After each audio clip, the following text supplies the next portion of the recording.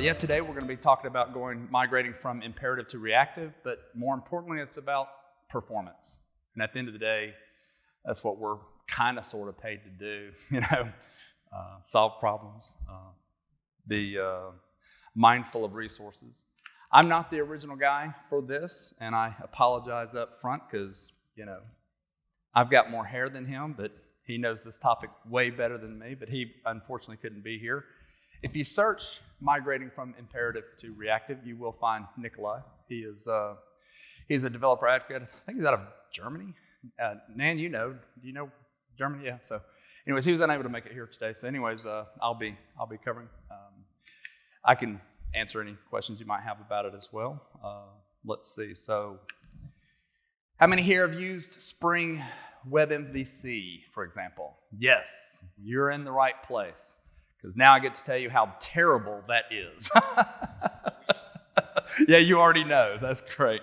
And really, to be honest, the context of this discussion, which it's a presentation, but it can be a discussion. The reality is really about migrating from it. Because if it's greenfield, if you're doing new development, you just go to start Spring IO and pick Web Flux, right? I mean, that's what you would do. You just start off with Web Flux, and this would not even be a concern, right? But we're going to learn some things along the way, hopefully, that will help you as far as understanding what's going underneath the covers of Spring. Because when you use an annotation, it's like, yeah, I just annotated that, and babe, we're good. It's funny, and I can definitely talk your ear off on this subject because me and Rod Johnson go back about 25, 30 years. We like the same cigars. Anyway, so Rod actually wrote Spring to sell his book. And the opposite happened, right? Everybody loved Spring and hated his book. Well, didn't buy his book, right? So we're going to be migrating from imperative to reactive. Yes, I'll work for Hazelcast. Yes, I'll talk about Hazelcast outside of here. Today's discussion is, I'm not going to field any Hazelcast questions in here. I'll be happy to discuss them afterwards. I was the second customer of Hazelcast, and just to tie it into this, it is totally about doing asynchronous communications. At the time, it was AT&T, and AT&T was moving to the cloud. That's how long ago it was. And I used Hazelcast. Hazelcast, when Hurricane Irma maybe took out the Tampa data center. I'm from Alpharetta, by the way. Couldn't tell from the southern accent. The entire state of Florida had to fail over from Tampa to Alpharetta. And we paid, and any Oracle representation in here? Any IBM representation in here? Love both companies, worked with both companies. We were partners with both companies. We paid millions upon millions of dollars to both companies, AT&T, to provide fault tolerance, and they did. But unfortunately, because of the nature of the queuing, when the hurricane struck Tampa and severed the communications, Hazelcast was replicated to Alpharetta, but there was still missing T-logs from both what's called the hissy fit, the IBM mainframes, as well as the Oracle racks. So I can tell you from firsthand experience, not as an employee of Hazelcast, that would happen many years later, but as a customer of Hazelcast, that when things are in memory and non-blocking calls, which is what ties into this, if you are making blocking calls, you are potentially at risk for holding up someone else getting something else done. Make sense? Yeah, so that's all I got to say about Hazelcast in here. You want any technical questions about that, see me afterwards. We're by the escalators. So some guys way smarter than me came up with the Reactive Manifesto, but probably 2014, I think, maybe the second version. But yeah, I mean, it's things we already know. Everyone in here already knows this. They just put it on paper. And I'm an old guy, and I can tell you something very similar happened with the Gang of Four, the original patterns, right? Design patterns, right? And then, of course, we got anti-design patterns, and Martin Fowler has been all over that. But fundamentally, once it gets written down, then people can, kind of be more aware of it. And that's really what drove the kind of creation of a lot of the reactive frameworks.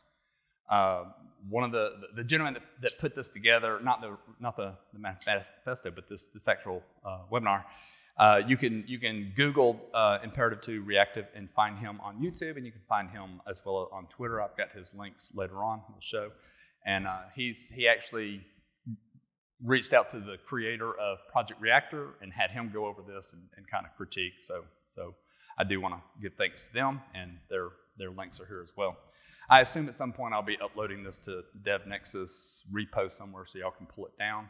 Or you can reach me. It's terry@hazelcast.com, and I'll be happy to send it to you. But the Reactive Manifesto really put down, just called out exactly what it means to be reactive. Like things in here, having consistent behavior, so that it simplifies error handling. A great example here is, Java does several things beautifully. That's probably why this is a very popular conference, and the language itself is very popular. It didn't fly as oak. Anybody get that joke? No. One. One guy gets the joke. Okay, so oak was what it was originally called, and then as soon as marketing got a hold of it, they called it Java. So the point though is that Java does not handle exception handling very well. We all know that. We've all spent entirely too much time chasing. There's a dead body in the room, but we don't know why. So you go look at the call stack and you start going back, and it's like, that's just what happened when it happened. But the real problem was over there. And there's lots of companies that try to track that down and help you. But yeah, so the Reactive Manifesto goes in and calls these things out, whether it's elasticity, having, like I said, Java doesn't deal with exception handling very well. So you want to make your reactive application in such a manner that you're not imposing on the client. The client should not have to deal with things that you can recover from, right? So if I can respond back with the last known value, I should do that. It might be stale because I no longer have connection to the primary. I might be a backup or whatever the case is. I know last known, I may not be the system of record for that, but you're asking me, I can't get to that, so here's the last value.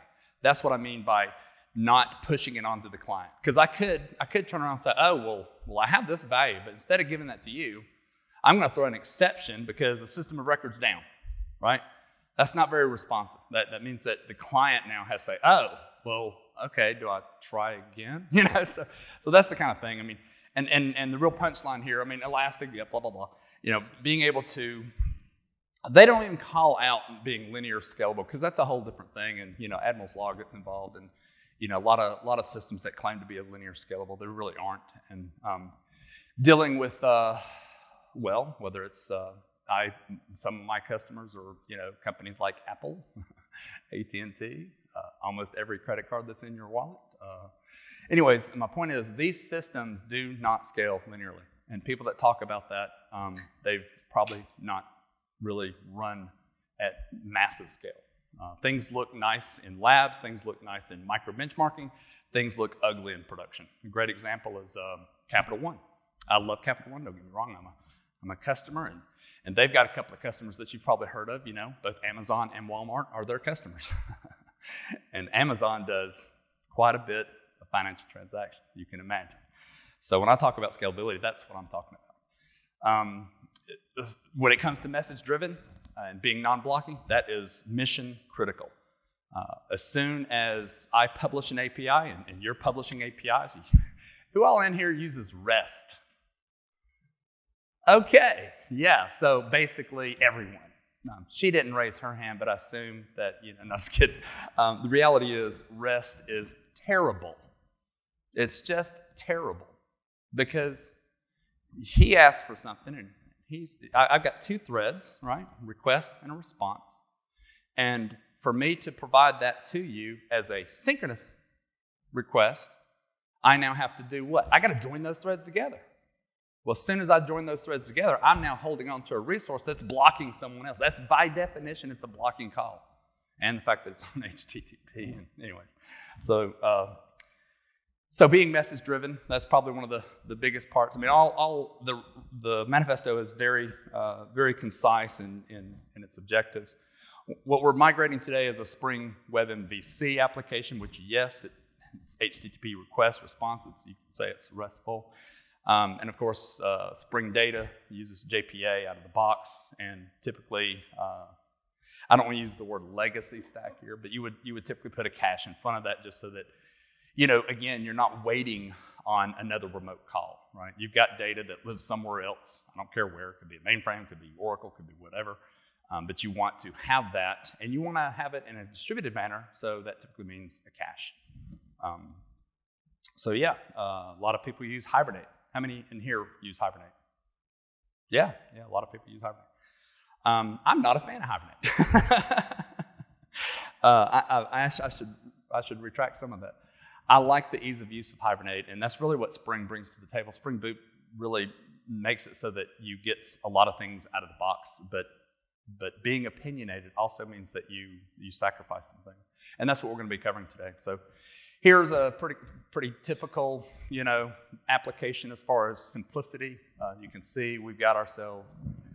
Oh, if I can read, this has generate statistics true. That's just to show, you would turn that on if you wanted to see like how much time is being spent on your JPA layer to be able to basically see, the request time, the internal basically fetching the data time, response time, all, cradle to grave. We also have some other points of interest. Yes, we have an L2 cache here, and yes, in this case, it is Hazelcast. We could use Redis, we could use EH cache, we could use all kinds, but at the end of the day, they all suffer the same, and that is, as long as it's a cache, it's yet another place that you have to maintain. For Hazelcast, our Hibernate is completely open source. You can go to that link there, or just type Hazelcast Hibernate, and you'll get that link. We got multiple different versions out there, of course, and the version is tied to the version of Hibernate that you're using. Pretty self-explanatory there. One of the first steps that you want to do, I think there's maybe 6 or 7 steps here, but not all steps are created equal. Step 1, if you are migrating, again, this is not, if you got any project, you just do Web Flux right off the bat, because that's where you're going. You want something based on Project Reactor, so you would just start with Web Flux. But to get there from a JPA app, the first thing you want to do is you want to migrate your calls from using those lovely, very simple annotations, right, that sneak code in on you, that's doing some code finagling under the covers, to using an actual functional interface. So WebMVC does. And everybody knows MVC, Model View Controller, right? So functional is basically a fluent interface that is on top of that. So that way you can actually call the APIs directly instead of relying on the annotation. There's pros and cons either way. We can discuss those in a little bit. But traditional Spring Web MVC models based on annotations, like I just said. Controllers are annotated with controller. In this case, I've got like a at-rest controller. But at the end of the day, that annotation is just a precompiler notion that tells, the library to say, oh, when you see that, do this, right? And what we're trying to get to is being able to have access to what's being executed. As long as you're using the annotation, you're hands off, right? You've got the annotation, it's gonna hook into that, and you're out of that loop.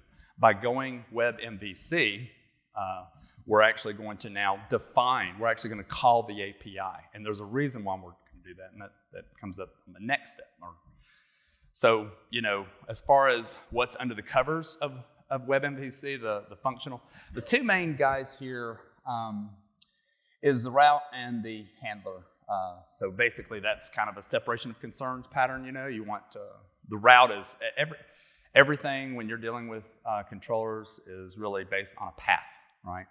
And you want to pair that path with some function, and that function in the Spring, MVC world, they don't really have a definition of what should go into a handler. But basically, the handler is the separation of concerns for the logic that you want to apply based on that route. It's just a separation. any questions or anything on that? I like to be more interactive than just, talk. And yes, let's see. Yeah, the link is later on for the code. You can pull it down as well. I'll put that up here in a minute.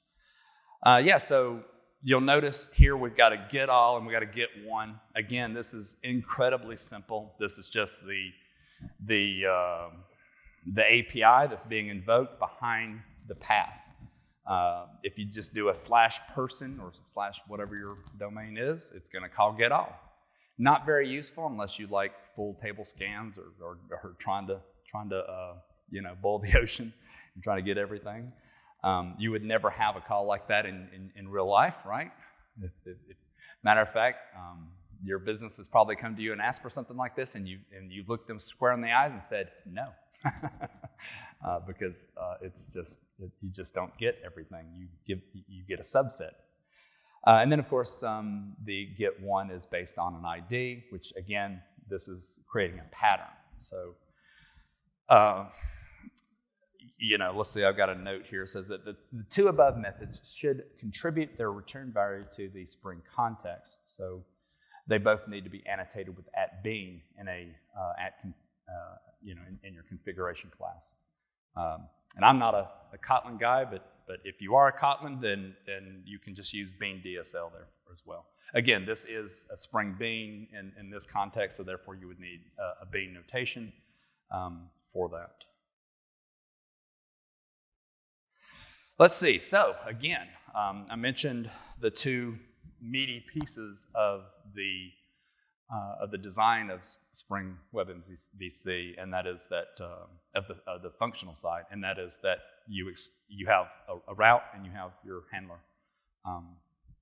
So here we're looking at both of those. So the controller should be dedicated to the routing, and the model should contain business logic.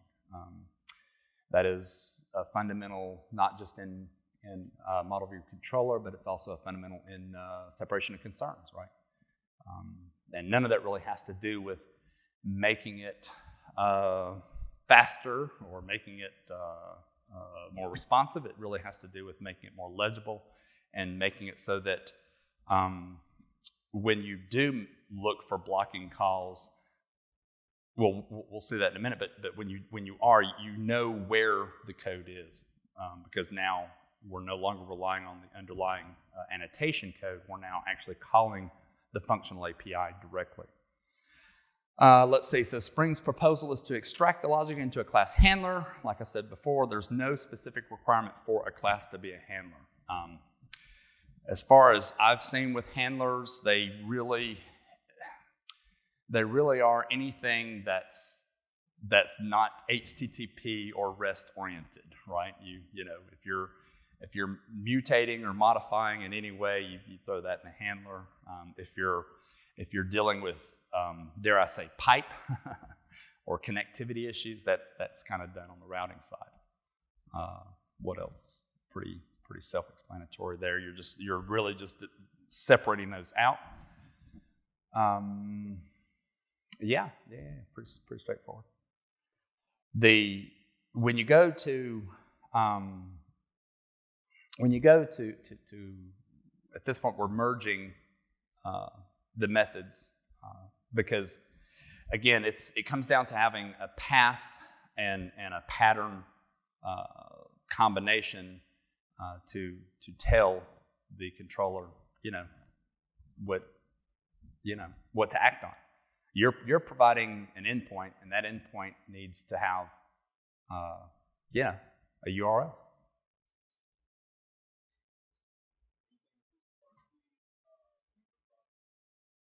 No, this is part of the route. This is I don't know if you can see, it's a router function. So that's a good question. So you asked a good question. Come back here.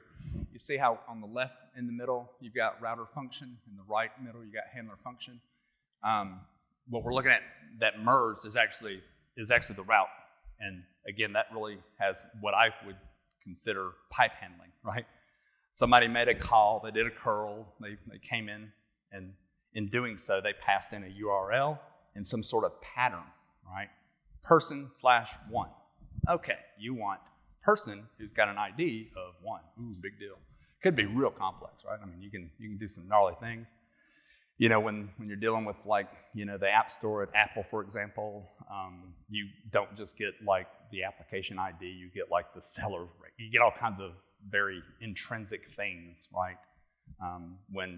When Capital One is processing your credit card payment, they're not just looking at a pre-auth, you know, subscriber ID or something. They've got about 12 different identifiers to uniquely identify your credit card request.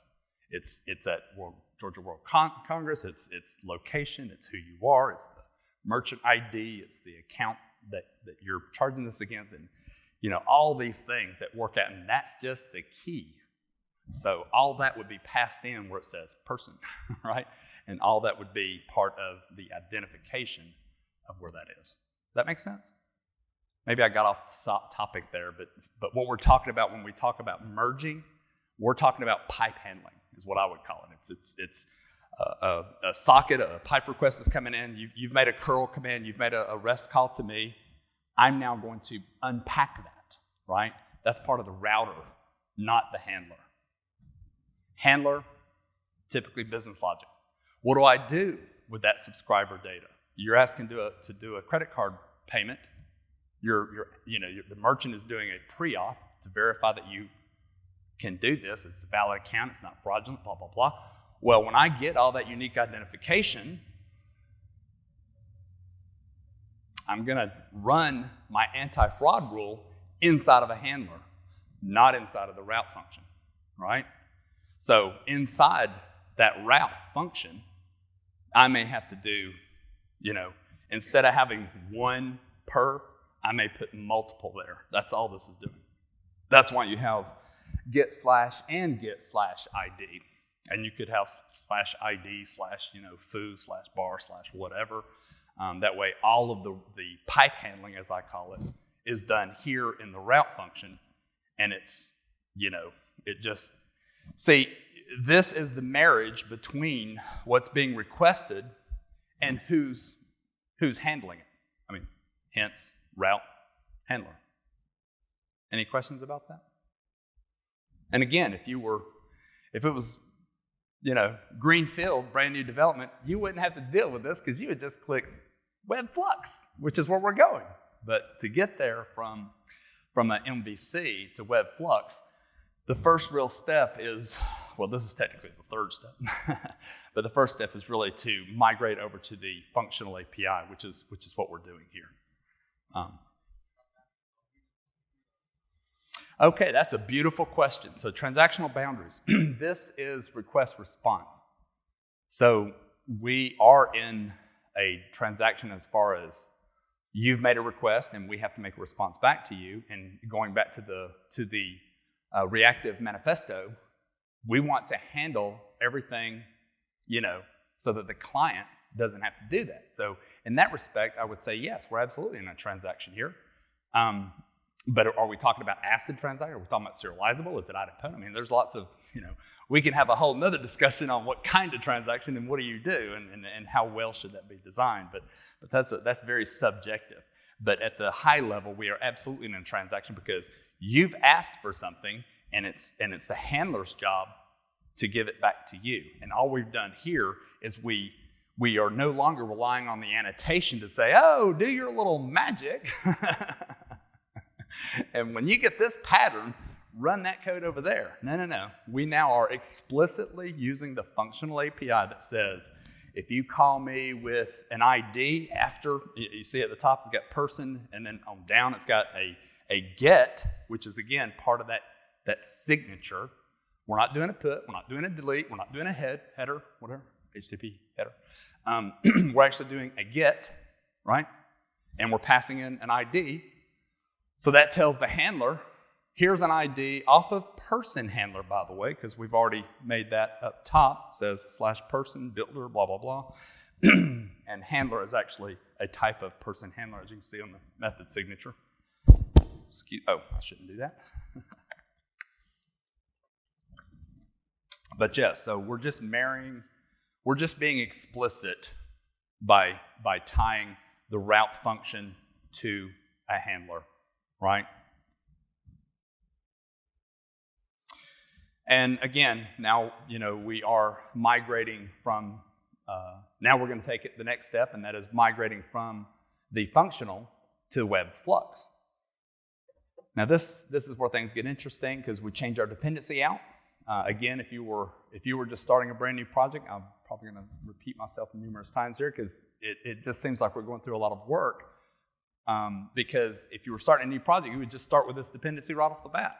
But again, we don't always get that, right? You've already got a project out there, it's already there, it's got tons of code, so it's about migrating. And this is what the takeaway is being able to understand what's going on with those annotations and understand why moving to React, to being more reactive about it, what the real gain is. Let's see, so, it's, right, at this point it's functional, but it's not reactive. And again, reactive, going back to not just the Reactive Manifesto, but being reactive means that you have no blocking calls. And there's a tool out there called Blockhound, like Bloodhound, like good old blue tick dog or whatever. So it's, Blockhound. Anybody in here work with Blockhound? So Blockhound is a beautiful open, well, I know it's open source, but they may have a commercial offering, I don't know, but I've used the open source, and it's really handy. It basically you throw it into your maybe I'm getting ahead of myself, but you throw that dependency in there and you run it as part of your application, and it will detect any blocking calls in your application. So think about it like a code review at runtime. So yeah, here we're just changing out the dependency. I think there's a little chart there that shows the functional API and its Web Flux correspondence, right? So like route function, for example, goes to router function. Ooh, big difference. But it really is, because as we're going to see, basically we're about to be introduced to two new concepts. One is a mono and the other is a flux. And well, let's see. We'll start the controller layer. Let's replace the Web MVC dependency with the reactive dependency called Web Flux. Code doesn't compile anymore at this point. So if you are migrating code, and the easiest way to follow along here would be, I guess I could have told you this up front, you could just do a start, Spring IO, and just grab it, Web MVC, create it, drop you in a model, drop you in a JPA. That's what that first kind of showed. And then you're literally just modifying the code to migrate over. But at this point, when you did change that dependency, bam, your code stopped compiling. And that's because, we basically, that's what that chart on the bottom is showing. Things on the left have to be replaced with things on the right. Project Reactor. So this is really kind of the inspiration behind Web Flux. It got a lot of momentum, enough to the point that Spring pulled them in. And so Mono comes from Project Reactor. Mono, like I just said, is basically a non-blocking way of responding to, I think it's actually 0 to 1. I think here we may say 1, hence the word mono. And then Flux is unbounded. So Mono comes from Project Reactor, an API focusing on reactive programming and completely agnostic to Spring. So, again, Project Reactor is just this notion of being able to have responsive. It comes back to being no more joining threads, no more blocking. So have y'all worked with like message-driven architecture, MDAs, or Kappa architectures, things of that nature? So that's really all it is. Yeah. So it's really it's really getting to the point where it's more about like pub sub, where instead of having a nice monolithic code, yes, I said it, because everybody teases monolithics apart into microservices, and the world's so much better. Wait a second.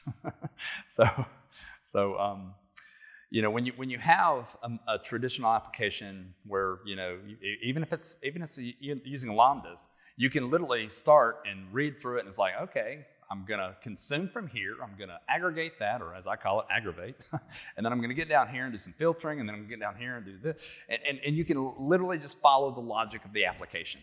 Doesn't matter if it's a pipeline, doesn't matter if it's a lambda, doesn't matter if it's plain old Java. You can start here and you end there, and pretty simple. You might have some little things, but fundamentally it's very easy to read, very easy to understand state management.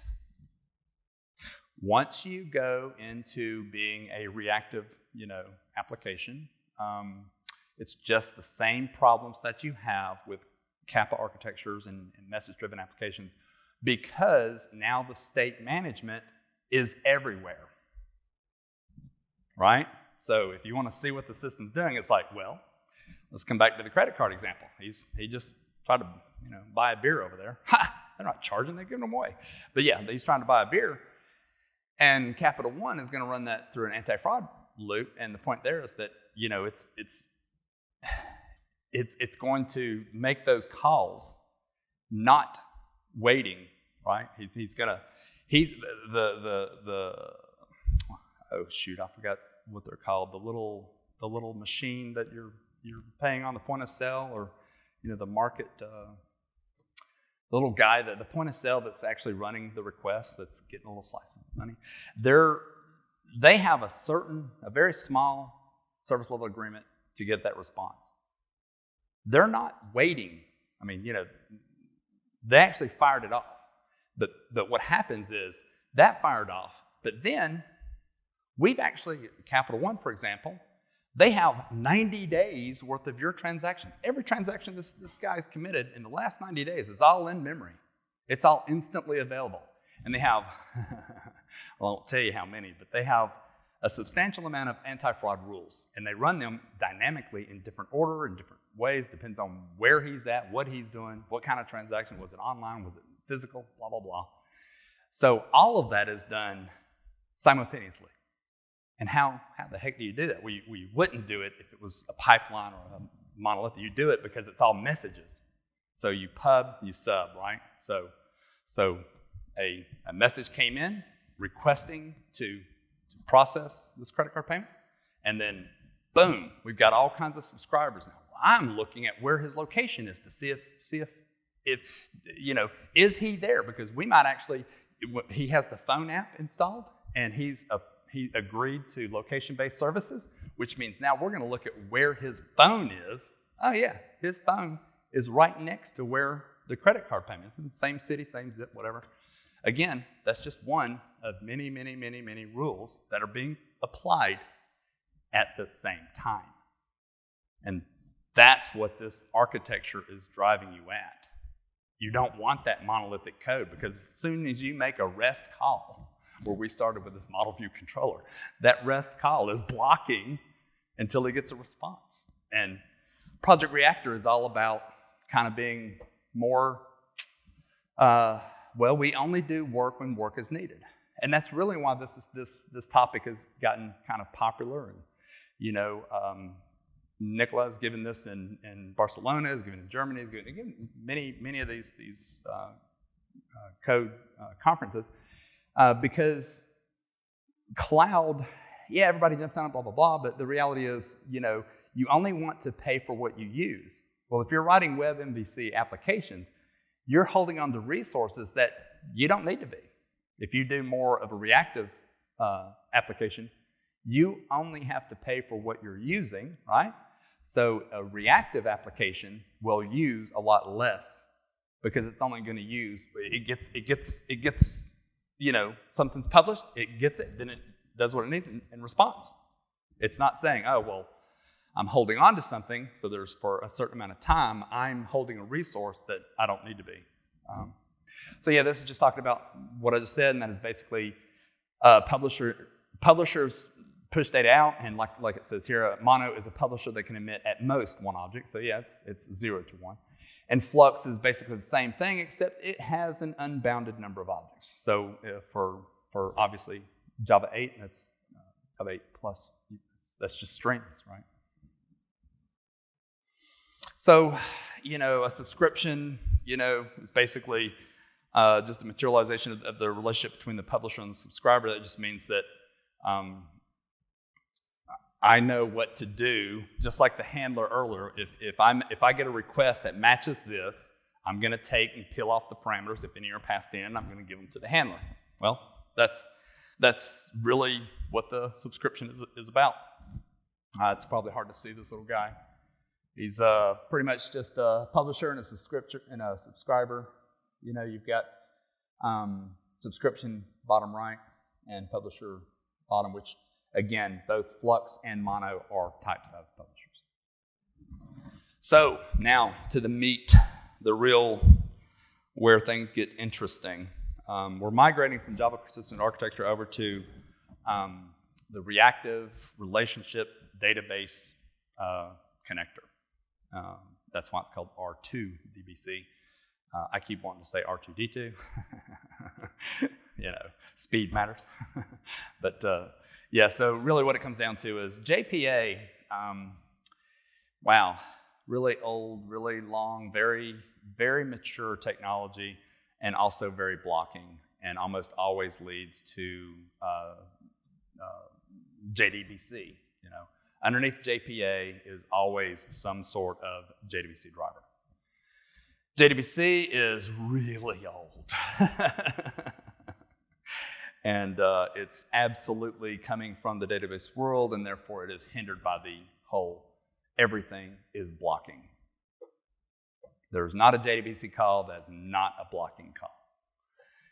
And probably most of the people in here have had to debug connectivity issues, a stale connection, or connections that basically blow up when you go to use it because it didn't test before use, or the connection pool got exhausted, or the database, the DBA beat you over the head with a book and said, hey, you're using too many resources, these are all common problems. And how do you get away from it? Well, you want to, how do you deal with a thundering herd?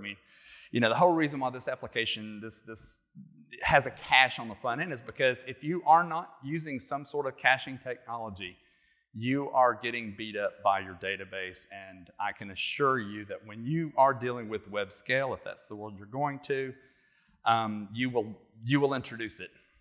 I don't care if you're dealing with, if you go to a cloud provider, all of them say the same thing. If you look at the Amazon recommended architecture, if you have 100,000 users, you're here. If you get 1 million here, 10 million here, 100 million there, blah, blah, blah. And in each one of those, and whether you're dealing with IBM, Oracle, Microsoft, Amazon, Google, like I said, they all make the same exact recommendations. And what is that? Oh, right. It's to cache the heck out of everything. I don't care if it's your DNS lookups. I don't care if it's your database. I don't care what it is. You're going to cache it. Like I said, at AT&T, they used to say, any AT&T employees here? No? Bummer. Oh yeah, Annette. That's right. Hey, man. But yeah, so what they say over there is small numbers become big numbers. And back then, it was about 180 million subscribers. I don't know what AT&T has now, but back then, at 180 million subscribers, if you only impacted 10%, that's 18 million people. Like, wait, what? Yeah, you're talking about, cutting off service to 18 million people. Would you do that? No, I'm not going to be doing that. So small numbers become big numbers. So that you want to make sure that you take that into consideration. And like I said, with JPA, it almost always leads to JDBC, and it is blocking. So Nicola wrote this, and he was being very nice.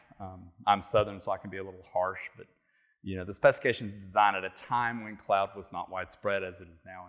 And he's right, and that is back then, it was we own the resources, we can abuse the resources, no big deal. But today, as we all know, cloud providers love to charge you for things even if you're not using them, right? It's like, well, oh yeah, I forgot about that. So you want to shut things down and not have them in use. So that's the whole, that's why, reactive is very apropos of cloud deployments. Absolutely. So the reactive relational database connector, not R2D2, but R2DBC, It brings reactive programming APIs to relational databases. If there was an Oracle guy in here, he'd be like, we did that 20 years ago with Oracle Advanced Queuing, OAQ. And he's right, but no one took on. I mean, I love OAQ. OAQ's, really cool stuff. No one uses it. But the mindset's there. But this is more generic. This is certainly something that works across, whether you're dealing with, I guess there is, I guess here we're talking about Postgres or MySQL or Maria or SQL Server, H2, and Cloud Spanner, which also includes those that implement Postgres, which would be like, Couch, or those that implement Cloud Spanner, like, there's lots of other ones out there, but they have to be based on one of these APIs, right? So when you're looking at it, it may seem like a small list, but it's actually growing and pretty big. I'm a big fan of Postgres because, it's pretty sophisticated. But yeah, so in order to migrate from JPA over to R2DBC, you're going to get rid of Spring, the JBA dependency. You're going to put in the R2DBC. And that's it. No, I'm just kidding. Once you do that, everything breaks again. So once you're gonna see that your repo has to change from a JPA repo to a reactive, in this case, a reactive sorting repo. Then we're going to go over, and now we're going to just kind of compare what the last step, and that is going from the functional interface into Web Flux. And something that we'll probably cover here in another slide or two. I guess we're kind of behind, but anyways, there's some niceties. Like when we were doing the Web MVC, you get up and running very quickly by the annotations, right? The annotations do all the heavy lifting for you, so you just literally just go to work. You don't deal with the plumbing. You didn't have to do that. You just annotate it and go right into what would be the handler, and you're writing the code. Well, when you move away from JPA, because it is so well established and rather sophisticated in its own right, you're going to lose some functions. You're going to lose some features, like hibernate. And what does that mean? Well, a lot of applications, when you're dealing with JPA, you just throw a SQL file out there and bam, it'll automatically wire it up for you. So you won't have that auto wiring. So we're gonna talk about that probably in step 5 or 6 or whatever. But here, we're really comparing. We're talking about something called a body inserter interface. Hopefully you can see this guy. That's this guy on bottom, and it's pretty simple. You have context, and then you have a collection. You have a singleton, then you have context, and in the context, that's where. There's server requests and message writer. So those are the guys that we're going to be looking at next. Again, we're going back to the JPA to R2DBC. And again, we know that these publishers, the body inserters, .from publisher method, we're gonna use that here. And basically, as you can see, we have our OK, which is our response. The body, which is the body inserter, and then we're saying from publisher, and then again, depending on what your signature is. In this case, it's for find all. It's going to be all, or for the request with a singleton find by ID. It's obviously a mono there, and we're just passing. Now instead of just doing the nice little $ID, we're actually having to call it out and saying request.path variable. See. So again, we're losing some convenience. We're actually, dare I say, writing more code, but we're also more surgical. Like we can be far more precise here, and we're actually using an API that is faster. Let's see. By default, Spring Boot detects the presence of the JDBC driver and creates default data sources based on it. And you don't get that with R2DBC. Again, it has to do with maturity. Yes, JPA is more mature than R2DBC, absolutely. And like I said, there's some things that you're going to lose when you switch over. But what's the old saying? Is the juice worth the squeeze? So, if you got a really large project, over at UPS, I worked on Flex, the Flex Global View. If you've ever got a package tracking email, I'm sorry. But they have on the order of about 8,000 tables. So that should tell you real quick what kind of mess they have. I love UPS, don't get me wrong. But sometimes more is just more. And, so it's got to be worth it. So in this case, what we're talking about is here we have to write some connectivity code that you would not have to write. Oh, yeah, go ahead.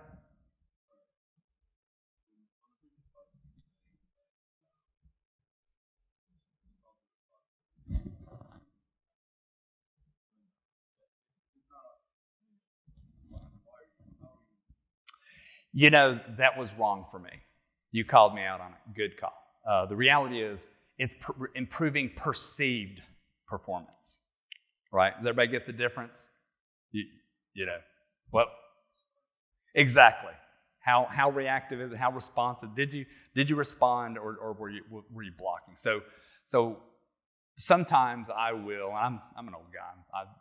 Thank you for calling it out. The reality is we're going from a blocking call to a non-blocking call, and a lot of times what that really means is that you will get a faster response. At the end of the day, because you're using less resources, you're no longer asking the database to hold on to that connection. He's doing it, she's doing it, he's doing it, I'm doing it, right? And with JDBC, it's and we can get into it, I think, maybe here in a minute, but fundamentally, it's about resource utilization. And if I'm making a blocking call, I'm putting it onto the database provider to hold on to my request and marry my request with a response, and then put that back on the socket and pass it back over to me and like that, right? But if we're doing more of a message-driven approach, I broadcast a message. That's great. You get it. Maybe you do. Maybe you don't, whatever the case is. And then I happen to have a listener, and then you publish that back. One does not mean the other.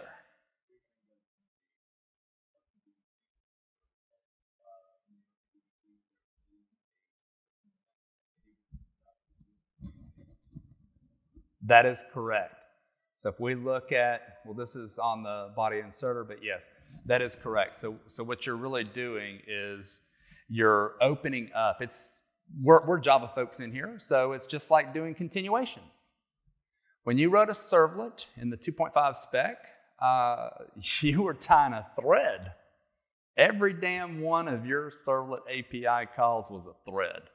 What did continuations do? If I had 100 requests, they could be serviced with a single thread. I didn't need 100 threads, right? Continuations opens that up to say, okay, well, I now can use one thread to handle multiple requests. That's what we're doing with the database. Instead of having the JDBC driver saying, well, you have a pool, you got 20 connections or 200 connections, whatever it is, and that's your pool, and if it's in use, you're queuing, you're blocking. And then when one comes out, you go in, right? It's like a buffer smoothing pattern, which that can be good, but in this context, it's bad. We're not offering more resources. We're just saying that we're going to use the resources we have more efficiently, because you've written some very efficient, your explain table is beautiful, but mine is doing full table scans, row by agonizing row, and we're on the same session of the same database using the same JDBC driver. Guess what that means? Because in the JDBC world, you're going to be behind me waiting on all the pig resources. I'm grabbing the whole world, and you're over there with a real simple request, very elegant. But I've got everything in use right now. Does that sound familiar? Yeah, that's what we're talking about. So by going JPA, your request and my request literally are side by side. They may actually go through the same damn thread, I don't know, but they actually get out there the same. Now it's up to how fast does the database respond back, right? We're not changing whether or not, the guy that's asking for full table scans is going to still ask for full table scans. But we're now allowing that thread that was blocked to be able to service your request, potentially. It's all very vendor specific, blah, blah, blah, but that is the promise, and that's what you're trying to drive toward. So yeah, at this point, oh wow, we're behind. Right, you have to now write your connection instead of getting it for free out of the box. Like I said, when you're going from JPA to R2 DBC, you will have to, in this case, we're just going to fire off a SQL for building the schema, and we're going to fire off another SQL for populating that schema. These are things that are out of the box with JPA. Again, just like when we went from using the annotation to calling the functional API, it makes, we're more surgical. We can now be very precise on what the request and how it maps into which piece of code we're running. It's no longer kind of being done behind the scenes for us. Same thing happens here. When you go from JPA, you now have to R2 DBC, you now have to say, in this case, we're actually calling out, load this SQL for the schema, then load this SQL to populate said schema. In some cases, you can do them in the same file. But let's see. Now, on to what I mentioned earlier. There's a tool out there called Blockhound. It's in all your public Maven repos and Gradle and your favorite build tool here. Anyways, I'll show you how to pull that in. That's on the next slide. But basically, you're going to throw that resource into your dependencies, and then you're going to make a call in your application's main class, wherever you're starting up at. Let's see. To make this check bulletproof, Project Reactor provides the Blockhound library. There you go. It's good stuff. It's one of two scenarios. Either you see nothing, life is good, or it prints out a lot. It can be very verbose in its output. But basically, unlike Java exception handling, it'll tell you exactly which line of code is making a blocking call. If you don't use Blockhound, being in the line of business I am, I have to go into kind of like a smoke jumper. I go into these production environments and figure out what the heck's going on. Sometimes I have access to code. Sometimes I have to reverse engineer it. But at the end of the day, I will use thread dumps. I'll look at, if I have flight recorder files, that's ideal. But if I don't, then I'll have to go in and look at, stack and heap and thread dumps. And when I'm looking at threads, I really want to try to build up my own flame graph, basically. But at the end of the day, you look for a pattern. The more you know about the protocol, all of this is, everything we're talking about today goes over a TCP socket. So the better you understand TCP, the better you're going to understand what's going on here. Things like spurious retransmissions or jumbo frames and all that kind of crap. But fundamentally, as you're using Blockhound, this is how you throw it in. You add the dependency and you add it to you add it to the application, and he just runs. He's basically a wrapper for your executable. Anybody in here work with App Dynamics or New Relic or, yeah, of course. So that means you unfortunately have to deal with a production environment. You guys live in the real world. And all of them have the exact same side effect, and that is they are introspecting the code. That means they slow you down, but they also provide visibility. And that's exactly what this does. You don't have to do this in a production environment. You can do this during development. That way, you can yank them right back out. Now, again, because we are now kind of taking things in our own hands, we're now having to add the cache back in. Earlier, we talked about changing from a JPA repo to a reactive repo. And here's where we're just doing, in this case, we're using an IMAP, which is a hash map, and it's just returning the map name. This is during the bean instantiation, obviously. The methods that are done here actually just make calls into the cache itself. So if we look at 1, 2, 3, 4, 5, and 6, pretty simple. You're trying to get the person from the cache by the ID.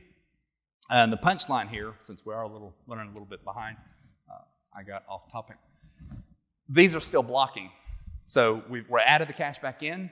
We've got our hash map, and we're doing calls. But notice the calls don't say async. It's like, map.get or get by ID, person.get, one, whatever. That is a blocking call. So what we want to do is Blockhound would then turn around and tell us that, oh, you've got blocking calls. So then we would go back and we would now move. Oh, this is showing exactly what I was just saying. That is, you can see Blockhound is showing, oh, you got an unsafe park here. And that's exactly what you would see if you'd done a thread dump as well. So this is keeping you honest. Shows that it's a blocking call. That way you know where to focus. So now what does it mean to go from a blocking to an unblocking? So here, notice that it's cache.putAsync by the very definition of the name. That is an asynchronous call, returns a future, no big deal. So the point there is that we now have gotten rid of that blocking call. Make sense? But again, oh yeah, go ahead.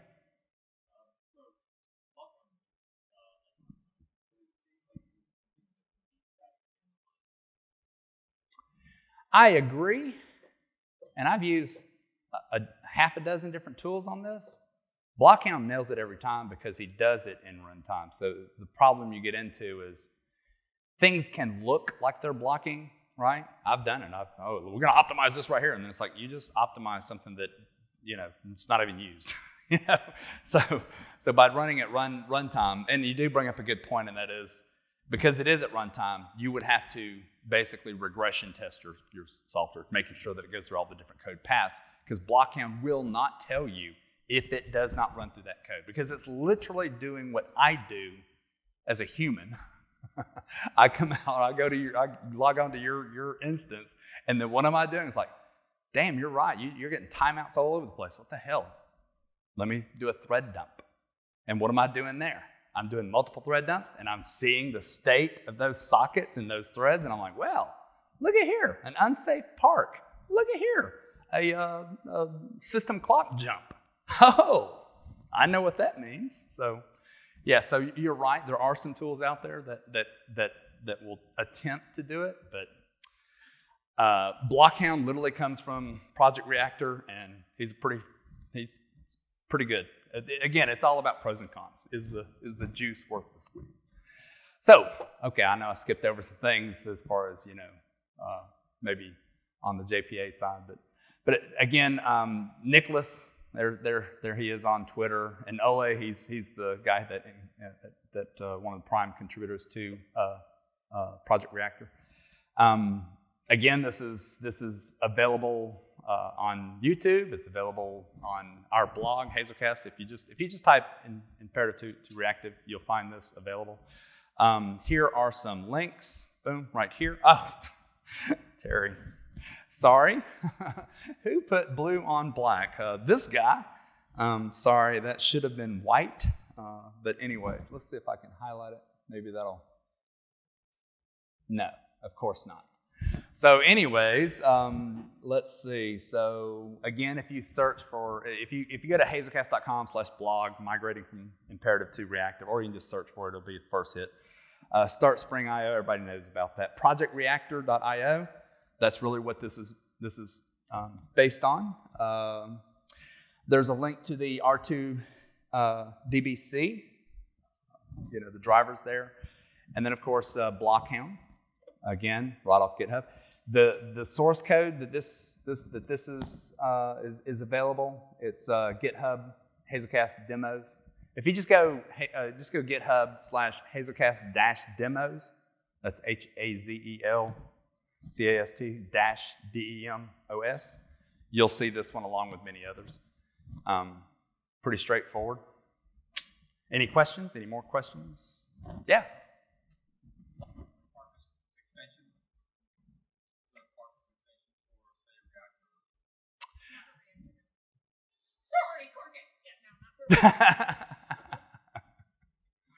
It's probably something that could be done. I don't know how much, APIs are extendable. Yeah.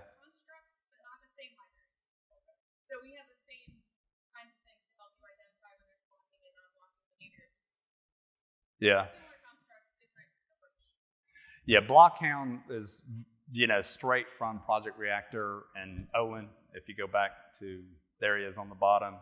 He's one of the prime authors. If you go to their GitHub, that's his Twitter, but you can also go to their GitHub. He's, pretty responsive in the Slack community. So yeah. Well, thank you all. It was my pleasure. And if y'all